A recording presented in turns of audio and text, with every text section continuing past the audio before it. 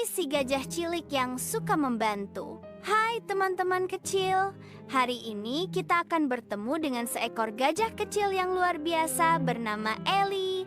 Ellie tinggal di hutan harapan, tempat yang penuh dengan hewan-hewan lucu dan tumbuhan hijau. Meski tubuhnya besar untuk anak-anak seusianya, Ellie dikenal karena hatinya yang bahkan lebih besar dari tubuhnya. Ia suka membantu siapapun, kapanpun. Pagi-pagi saat burung pipit kehilangan sarangnya karena angin kencang, Ellie dengan hati-hati mengumpulkan ranting dan membantunya membangun kembali sarang di dahan tinggi. Siang hari, saat tupai kecil tak bisa mengambil buah mangga yang jatuh ke sungai, Ellie menyeberangi arus dan membawakannya. Sore hari, ia membantu kura-kura menyeberang jalan karena terlalu lambat. Terima kasih Ellie, kamu benar-benar gajah paling baik. Ellie penyelamat hutan. Tapi, meskipun semua hewan sayang pada Ellie, tak ada yang benar-benar tahu apa yang dirasakan Ellie sendiri. Suatu hari, langit menjadi abu-abu. Hujan gerimis mulai turun. Ellie sedang membawa tumpukan rumput untuk ibu gajah yang sedang sakit di rumah. Ia berjalan perlahan karena tanahnya licin dan kakinya mulai gemetar. Tiba-tiba, brak! Ia terpeleset. Rumput berhamburan kemana-mana. Ellie jatuh di lumpur.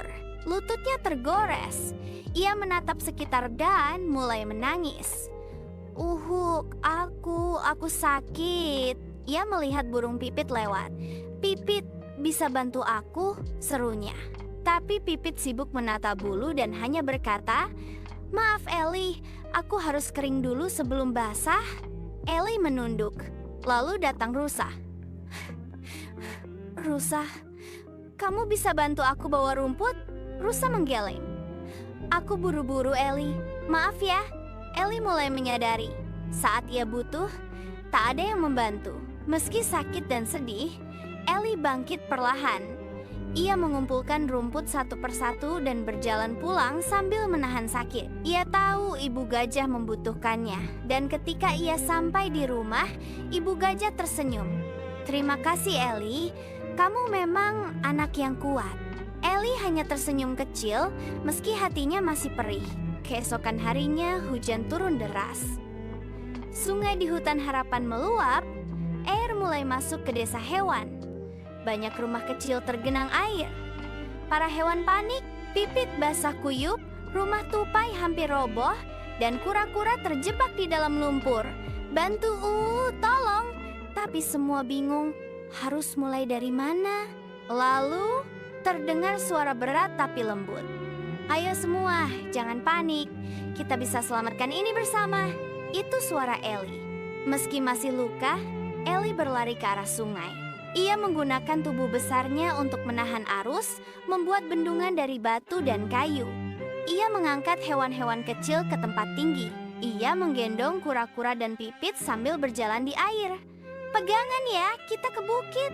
Para hewan melihat Ellie bekerja tanpa henti. Padahal kemarin kita tak menolong dia, tapi dia tetap menolong kita. Mata mereka mulai berkaca-kaca. Saat air mulai surut, hutan basah tapi selamat.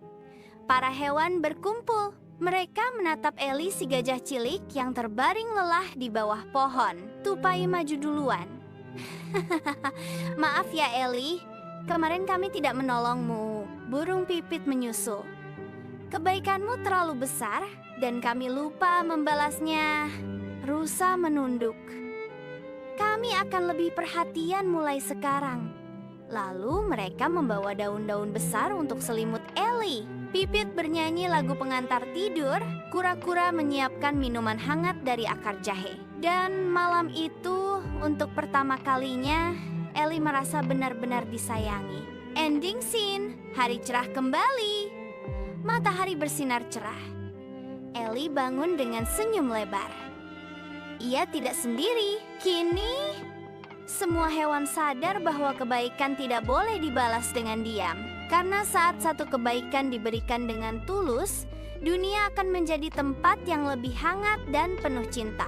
Anak-anak, menolong orang lain itu penting, tapi lebih penting lagi, adalah belajar peduli pada mereka yang selalu membantu. Jangan tunggu sampai mereka jatuh baru kita hadir. Karena kebaikan harus dibalas dengan kebaikan.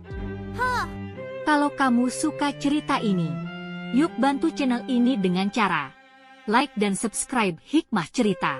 Biar gak ketinggalan cerita-cerita menarik lainnya.